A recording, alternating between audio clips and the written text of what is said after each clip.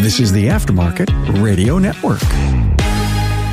Hey to my Aftermarket peeps, it's Carm Capriato. Welcome back to another Remarkable Results Radio podcast episode on the Aftermarket Radio Network, as we're always here advancing the aftermarket. And my special guest in a part 2, Chris Lawson, founder of TechnicianFind.com. Hey, Chris. Hey, Carm. It's great to be back. Hey, thank you for that part 1. I loved it. Thank you so much. So much there as we're talking about phenomenal, great, outstanding technicians. That's right. And so this part 2, we want to talk about advanced strategies for finding good techs on both Indeed, or at least those recruitment tools out there, and in Facebook. If you missed part 1, you owe yourself. Chris talked an awful lot about story branding and telling your story and setting up your vision.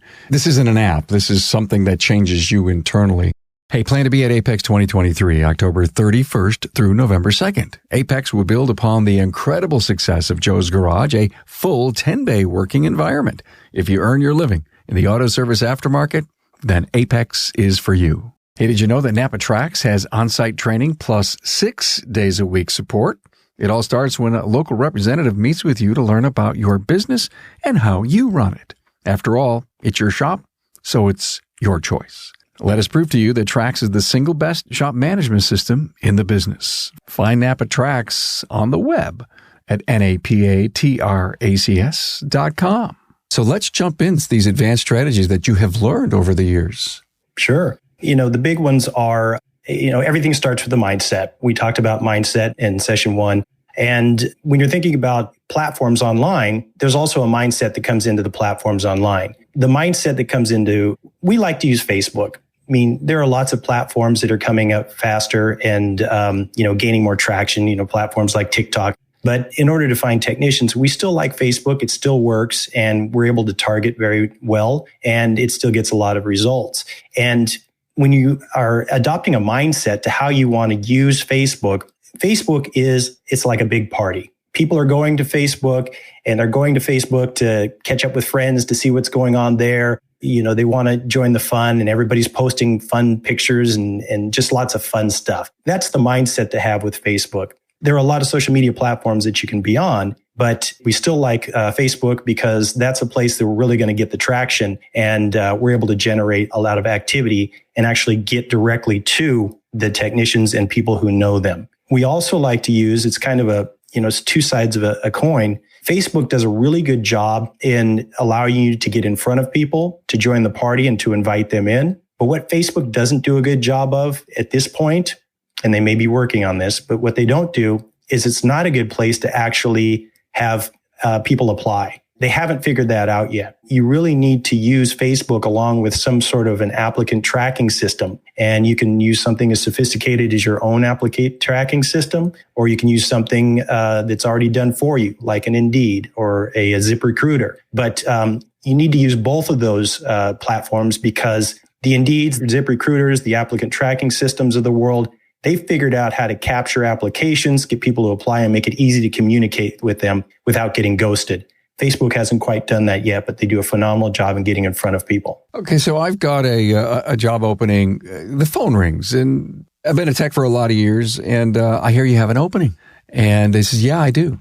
Do you send him a Google form to fill out? Do you send him a link to a site? Do you say, can you email, PDF me your resume? If I am doing this, if you will, raw, natively on my own because someone bumped into me and I'm not going through a formal, if you will, social or an app like Indeed, how would I go about that? Here's another mindset.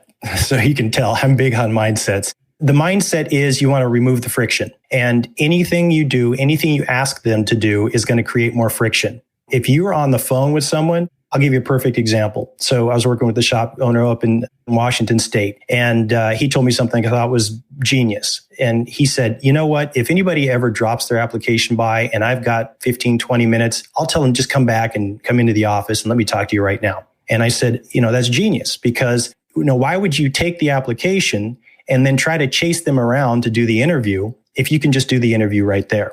If you're on the phone with someone and then, something isn't immediately pressing, I would say, you should have your questions there. Ask them the questions. Start getting a feel for what's going on. Start the process now, because what you want to do is you want to create the connection. I get asked all the time, why do technicians ghost me? Why don't they return my text messages? Why don't they return my emails? Well, the reason why is because you didn't make enough of a connection, enough of an impact on them in the beginning. If your ads aren't getting them to apply, it's because you didn't have enough impact on them with your ad. If you talked with them, but they ghost you, or you give them an offer and then they don't show up on the day of the first day of work, we've all had that happen, right? It's because not enough of a connection was created. I would say right on that initial phone call, you want to try to build the connection. And you do that by finding out what's going on in their world. Hey, why are you looking? What's going on? Where are you now? What are they doing that you don't like? What are you looking for? What's a perfect world look like for you? What are your overall plans for your future? Try to tie in what you're doing at your shop with what they're trying to accomplish in their world. If you can make that connection, then when you do move to the next step is going to stick, and it's going to stick a lot better than if you send them to a form. I work with lots of shops who send people to a Google Doc. That's fine. But the problem is, if you haven't made the connection, then 1,000 things end up going through their head. I love doing interviews because I'm so motivated by what I hear. And if I was going to change my world based on what you just told me, if that phone rang or if I got an instant message, I guess based on what you just told me, I would say, let's go have coffee now. That would be the absolute best way to handle it. Or have you had lunch yet today? Or what are you doing after work tonight? We're probably not that far. Oh, you're 50 miles away? I'll drive. Let's shake hands. Let's look each other in the eye. Let's share a simple story over a cup of coffee. What do you think? Perfect. Because the word connection is the umbrella over my think here. Yes. Let me take that a step further, Carm. You're absolutely right. And that's another issue. One of the things that happens a lot is I'll see a shop owner make an offer, and then the technician, and rightfully so, they'll say, hey, I want to give 2 weeks notice. That's fine. But you have to remember, a lot happens in that 2 weeks. Their friends are going to get in their ear. Their current employer is going to get in their ear. Other, dealers, shops are going to get in their ear. A lot of stuff's going to get in their ear. So if you just leave it as, okay, see you when you move your toolbox in 2 weeks from today, you can't do it like that. You have to have touches. We've done shows on ghosting, Chris, and that's where you are right now. Not only are we ghosting applications and ghosting follow-ups and follow-throughs, we're ghosting the fact that they don't even show up. I loved them long time, and then 2 weeks later, or the day before, or it was a no-show, or it was a text, or it was something very cold. The whole connection thing. Let's take a few minutes and let me get your insights on the whole. We've come to an agreement. We've got ourselves a deal. He wants to give 2 weeks notice. How do we prevent ghosting? And I've heard every day you've got to be in contact with that person. Is that a possibility here? Yeah, you really do. What I share is in a past life, I was a financial advisor. I was in the financial services industry for just over 25 years. And in the tail end of that career, I was a financial advisor. So we were trying to build relationships with CPAs and other financial professionals, mortgage brokers, and things like that. And one of the things that we always had to do is we had to keep following up. But you had to follow up in a way that wasn't obnoxious. So you can't just keep calling and saying, hey, do you got any referrals for me? Do you got any referrals for me? What you have to do is you have to follow up with value. And so I take that into this process as well. I've seen lots of shops do lots of successful things. I've seen shops say, hey, you know what? I realized that we had agreed that you were going to be here in 2 weeks, but you know what? We really need you. Is there any way you could start on Monday? I'll give you an extra $1,000 if you can start on Monday. Anything you can do to shorten that period is going to be helpful. Another thing that I've seen is just every 48 hours putting in a touch, whether it's, hey, there's a birthday party. We're throwing a birthday party. We're buying lunch. Why don't you stop by and, I'll give you a chance to meet the team, and you'll know somebody when it's time for you to start. Things like, hey, stop by. You can see where, we've cleaned out your spot. We want to just show you and, get your thoughts on it.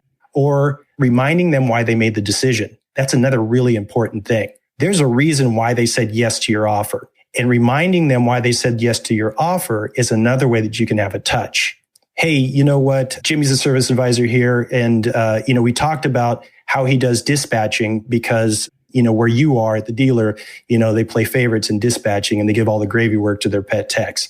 Hey, I wanted you to talk to Jimmy because he's got some things to, tell you about how they do, they distribute work and make sure it's fair. Whatever you can think of that adds value to the conversation, you can touch them at least every 48 hours to 72 hours until they come in. And guess what? If they stop responding to your communications, you've got a problem. You've got to do whatever you can to get back in touch with them because somebody got into their ear and now the odds of them actually showing up on that start date have gone down significantly. It's almost like you want to build a 2-week orientation process. Okay. That's a great way to put it. Chris, so excited you're coming on board. This is a fit beyond fit. This is right for you. It's actually right for us. It's right for my team. We're so happy you're coming. But instead of having all this work we have to do on day one, we're going to start. So HR is going to contact you. We're going to talk about retirement and motivation on Monday. We actually want to get your training resume so we can see what kind of training we're going to get ready, set, and plan for you. We've got some apps inside the company, some HR apps, some, things that help cycle you in. And I am sure over a Monday through a Friday and a Monday through a Friday, the 10 days previous to the 2-week notice, you can create enough. And to your point, warning sign when they don't want to show up. We do it at their convenience, 7 a.m, 5 p.m, during lunchtime. If this person hesitates at any one of those moments down the road, then I hear I'm on the phone calling you, my chief help me consultant, if I've not done everything I was supposed to do. But you can't prevent it all, can you, Chris? You can't. And that's one of the advanced strategies is you're always looking. You always should have some sort of a passive campaign running. That doesn't mean that you have to be actively out there searching, but you want to have something out there that's running. And the other thing that I always recommend is to have a deep bench. In a perfect world, you'd have a list of people to call when that text says, hey, guess what? It's Friday afternoon and I'm not going to show up on Monday. I'm done. You want to be able to have a list that you can just write down the list of people that you've talked to before and you've kept in touch with, preferably over the years or over the months. In a perfect world, the toolboxes will pass in the night. One will be going in and one will be going out. Removing friction from the whole process. You had mentioned that earlier. Is there any great big tip you can give someone? I know you talked about how to make things fluid on Facebook and in Indeed, but take me to removing friction in the interview, the first interview. Any ideas? In the first interview, removing friction is, we've all heard this, but I'm going to remind you, we have 2 ears and 1 mouth. So, use them in that proportion. Really, it's that simple. You want to have a few questions that you ask and you want to get them talking. You want to get them talking about what's important to them, not just in work, but in life. But Chris, you come into my office and you're this incredibly qualified tech. I'm excited to even have you in the seat, not across from me, the desk, but maybe 2 seats across from each other, right? Get rid of the line of authority. And I say this, and again, here's my think going on, Chris. Tell me if I'm right or wrong. Okay, Bob, thanks for coming in. I so appreciate this. Love what I've seen on your resume and the discussions that we've currently have. I want to be an incredible listener in this first interview. And I just love for you to tell me all about you, why you're looking. Tell me about your family. Tell me about your training. Tell me about what kind of jobs you love to do. Tell me about diagnostics. Tell me about your ASEs. And I'm going to listen and take notes. Wow. Would that blow somebody away? Yeah, it would.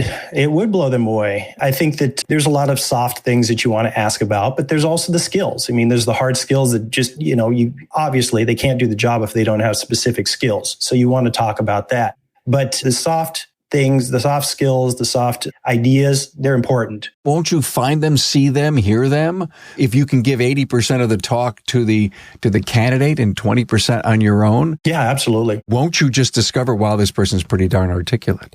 This person really knows how to put a logic statement together. You're going to probably hear or see that. Absolutely. And you just guide them. Sometimes people go off track, so you just guide them. But you're going to learn a lot about who they are and their personality styles. If you went to AAPEX 2022, then you realized the incredible commitment that AAPEX has to the service professional. Joe's Garage is your place with 10 working bays as you experienced real live working conditions Also, the best tech companies from tools and repair to management software had their latest and greatest for you. You also attended technical and business management training with the industry's best and brightest. Now, work is underway to make next year's AAPEX 2023 have even more product demos, trending training, marketing, and social media support to help you grow your sales and profits. Remember, if you earn your living in the aftermarket, then AAPEX is the expo for you. Continue listening as we bring you the latest from AAPEX 2023. Save the date, October 31st through November 2nd, 2023. Hey, let's face it, your shop management system is the single most important tool in your shop, period.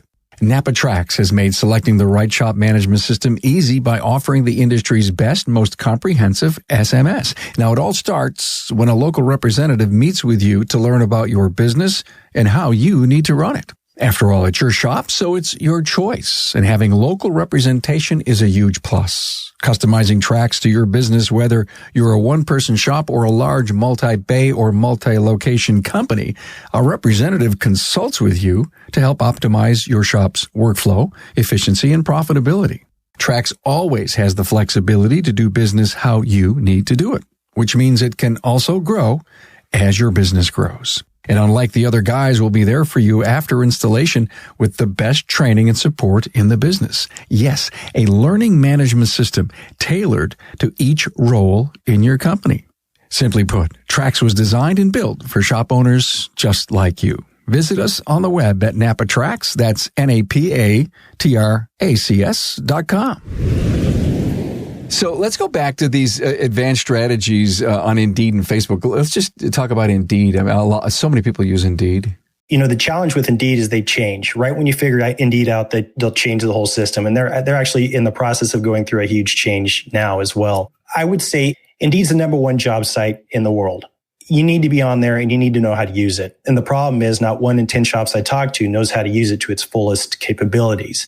There's a bunch of different levels inside Indeed. What we always recommend is we recommend that, you should sponsor a job, but you don't play the sponsorship game.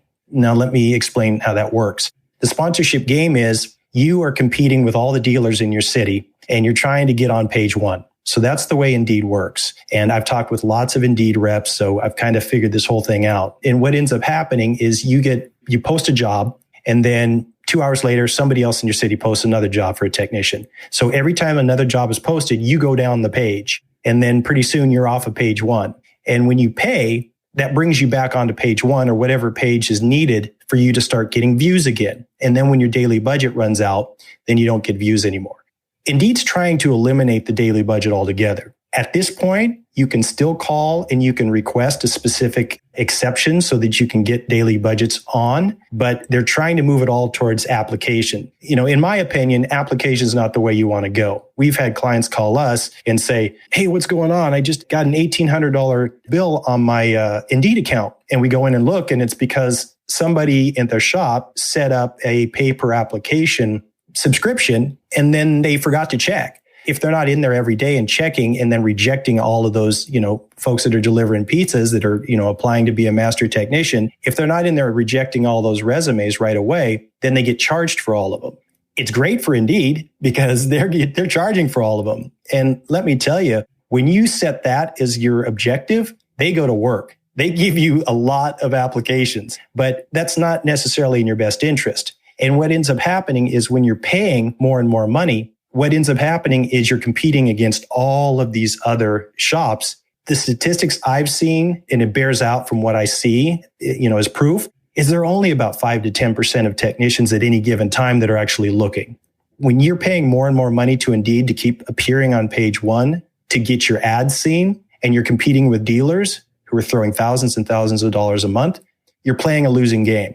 You need to dig deeper. So the way to dig deeper is to actually do the subscriptions. So you're doing the sponsorship, you do the subscriptions, and then you're going in and you're actually actively targeting folks that have the resume on Indeed, but they're not necessarily looking. And there are strategies for how to get more people to respond. One of the best strategies for getting people to respond is to spend time on good headlines and spend time on good ads.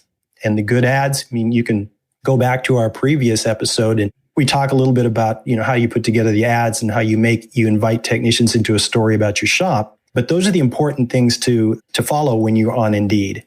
Many technicians earn their master certifications. Some people earn technician of the state or top shop to work at. And these are stories that need to be highlighted in an Indeed ad. Yeah, absolutely.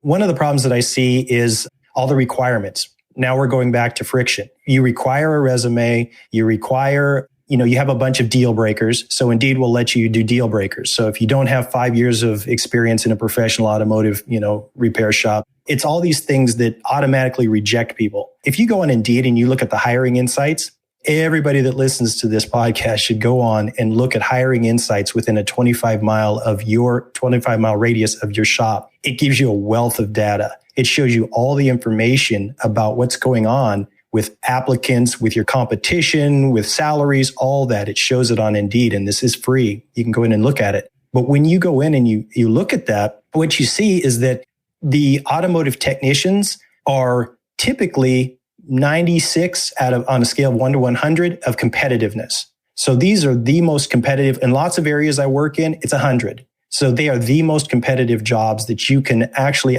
advertise for on Indeed. So you want to make sure that you are not creating friction where you don't want to create friction. Deal breakers, create friction. Requiring a resume, think about it. A tech has been at a shop for 10 years. Are they going to have an up-to-date resume? Probably not. And it's friction. If they have to go and update their resume in order to apply for your job, I would say, why don't you just get them on the phone? And I'll do you one better. Just text, because there are people out there today that are afraid of picking up the phone. To me, that would be zero friction. I love your point. I'm 10 years in. I'm a little frustrated. I'd love to find out what's out there. Me and the wife know that one of us need to make a career move. We're not quite sure who. And she says, and everyone around me says, I need a resume. He says, I don't want to. Oh my God, it's like getting a root canal. Yeah. I love your point. Just call, text me. Text me and let me know you saw the ad. Boom. There's nothing easier. Yeah. They don't even have to have questions or anything. That's the easiest way. And you're removing friction. When you remove friction, it makes it easier to have conversations. And the last thing you want to do is set up a bunch of friction when you're not even getting application flow. So I talk to a lot of shop owners and I'll say, hey, what's been your experience? Where have you been advertising? What's been going on? And they tell me, I just can't get applications. And then we have this whole conversation about how we're going to set up the ads. And they say, well, I don't want to talk to anybody that has this or this or this. And I'm like, we need to make sure we get an application flow before we start restricting it with all of these requirements.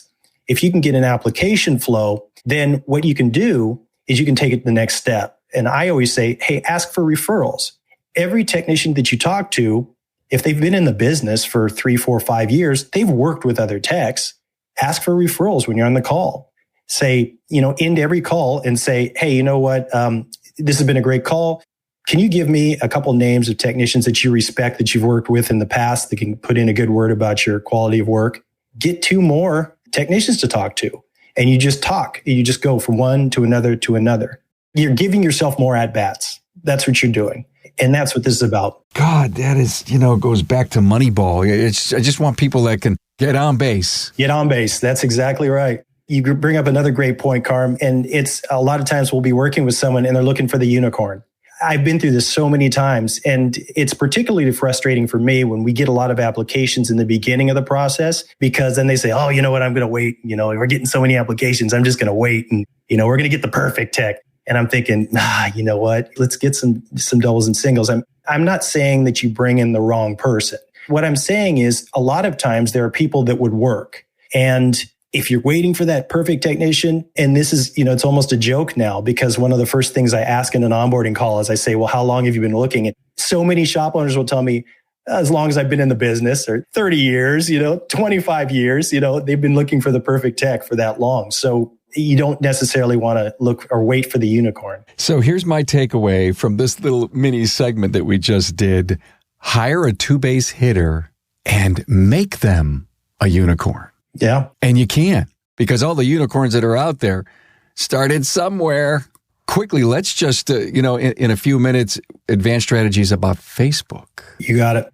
Facebook, as I mentioned, is the party. So you're inviting people into the party. You want to always have some kind of content there that is showing what's going on in your shop and showing the culture.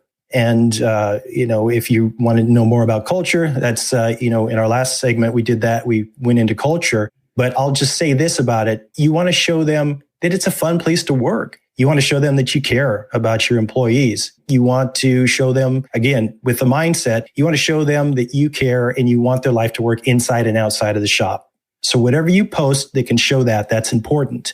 Getting your business page set up to drive applications. Again, what we do is we like to find people on Facebook and then we like them to apply somewhere else. It's just not good getting them to apply on Facebook because people think they applied and then you go back after them and they ghost you and you've got no application, you've got no resume, you've got nothing basically. And then you try to go back after them and then they forget that, they clicked the button. It's just so easy for them to think that they applied, but they didn't really apply. Set yourself up the right way. Find them on Facebook, get them to apply in a different platform. And monitoring. You have to monitor all the time. We run Facebook ads. We do a lot of Facebook ads. When we run Facebook ads, tens of thousands of people see these ads. I'm not exaggerating at all. We have one client in Florida we've been working with for a few years. Millions of people have seen their ads.